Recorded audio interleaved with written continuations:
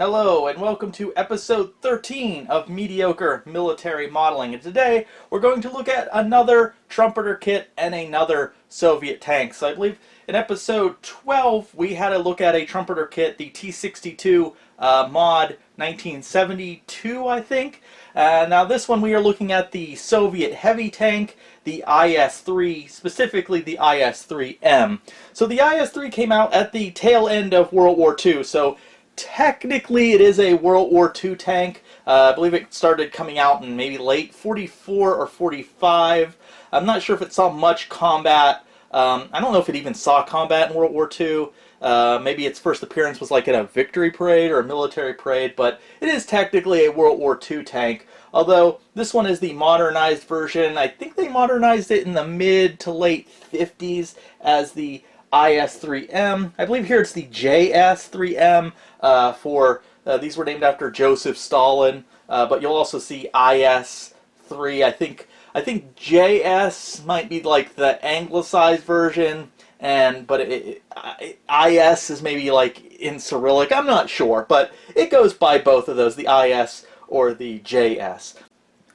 Tamiya does do a version or a model of the IS-3, but theirs I believe is not the M. Theirs is, if you want to do more of like the original IS-3, get the Tamiya kit, although it's kind of expensive. I think this is the only kit for the IS-3M, and this is actually a very good value. I think I picked this up for like 30 bucks or maybe even less than $30, and this kit's interesting because it has some high points and low points about it. So I guess I'll talk about the kit and then I'll talk about how I did on this model. So some of the good points about this kit is the textures on the turret, like the cast textures on the turret is really good. Like I didn't have to do anything. Sometimes with these kits I'll kind of have to stipple the plastic, or I'll use some kind of like putty and kind of get like a cast texture, but the texture on this is actually really good right out of the box. There's weld seams. It's really good, but other than that, it is a fairly simple kit. There's no metal barrel here. Rubber band tracks, which personally I don't have a problem with, and it's a pretty quick and easy build. So it depends on what you're looking for. If you want something more complicated, even for a Trumpeter kit, Trumpeter kits tend to be a little bit more complicated than, say, Tamiya or something like that. But this one was a pretty simple kit. This is like a weekend build, really. But I think for what this kit costs, I think you get a good value with it. Like I said, things like this, the textures on the turret are really good. And overall, it's a decent kit. This sucks. The tow cable here, you might want to do something else with the tow cable here.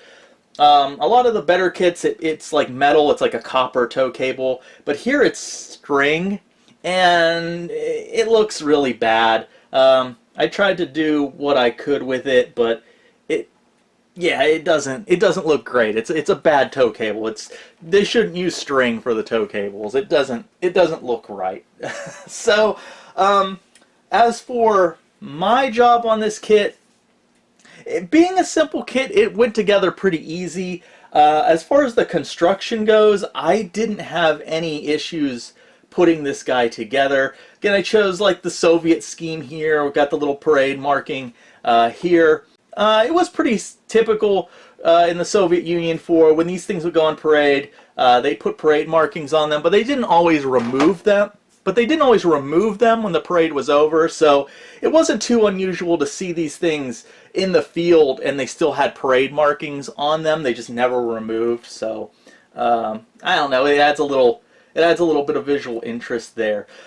So putting this thing together, I had no major issues. Yeah, if you look back here, right here, there's actually even like stampings on the casting. So nice little details there for the price. I hate my paint job.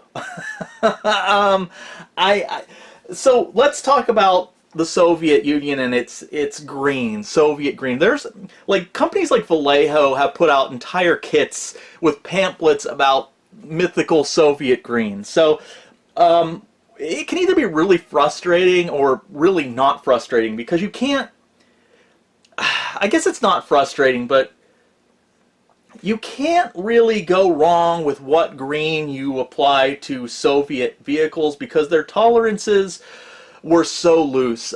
So if you look at certain things, like the green they used during World War II, I think it's called like 4BO green. If you look at how they put that together, like the tolerance, like how much yellow, the percentage of say yellow or brown or whatever, it varies widely. So you could get a green called the same thing, and it would look different depending on the year or the factory.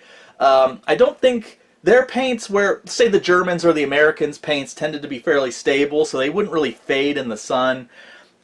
Soviet paints would fade over time, so you get different tonnage depending on how long the vehicle's been out in the sun. I've seen pictures of Soviet scrapyards filled with tanks and armored vehicles, and it's just astounding the different shades of green. There's various different greens. You green khaki, Russian base, and this is after World War II. They're just different. I can't pronounce it. Zelensko, Zeleny or something. There's different shades of green, and they're all pretty correct. This one, though, I originally painted it in... I want to do something a little different, so I originally painted it in olive green. And I thought it looked pretty good. But then I decided to kind of touch it up with oil paints, and I think I used forest green for oil paint, and I think I went a little overboard. Where basically it's kind of mostly forest green right now. To me it looks more like a U.S. Marine color for the Marines than like a Russian green. But again, with the Soviet Union and the greens, it's not really completely incorrect. If you look up the IS-3 online for images, you will find this tank in photos of this tank in various shades of green, and one of them actually is a darker green. Like this actually kind of matches the green on the cover. I think it's a little bit lighter on the cover here, but it's not... I wouldn't say this is incorrect or too off, but I don't like it. I think I would have preferred doing it in a slightly lighter shade of green, I guess. But I don't know. I'm personally not crazy about this forest green. It just looks too much like some of my U.S. Marine vehicles. And yeah, so, but you know, like I said, you will find this tank in various shades of green, from this darker green to much lighter shades. So, you know, you can't go wrong with Soviet vehicles with what green you put on them, really. Alright, so this kit, it's got a lot of ups and downs. I'm going to give it a 2 out of 3, just because it's a really good value, I think, but there's some things that sucks, like the tow cable sucks. Depending, you might not like the tracks or the treads.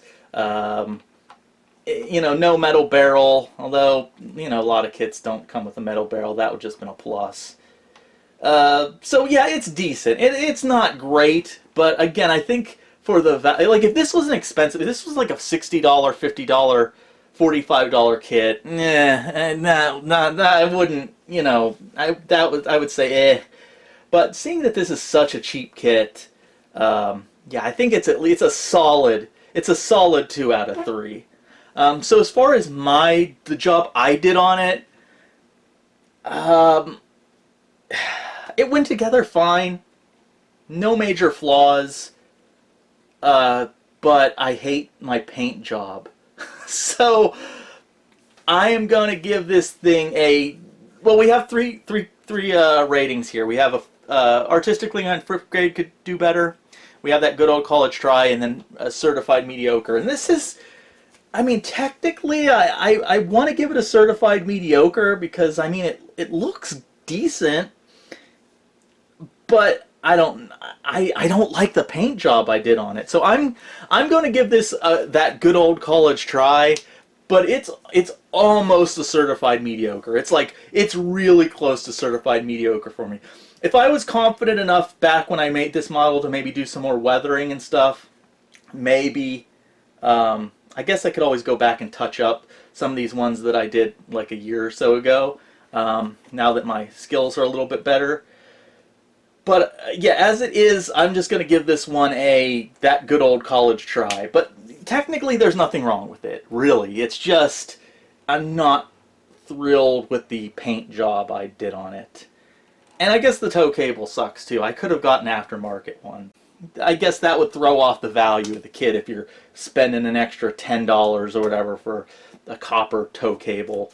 I guess you could spend the time to make your own. But yeah, I would recommend this kit. I would definitely recommend it. Just keep in mind it's not a super complex kit. But anyways, thank you for watching. Let me know what you think about the IS-3M from Trumpeter, and I'll see you in the next video.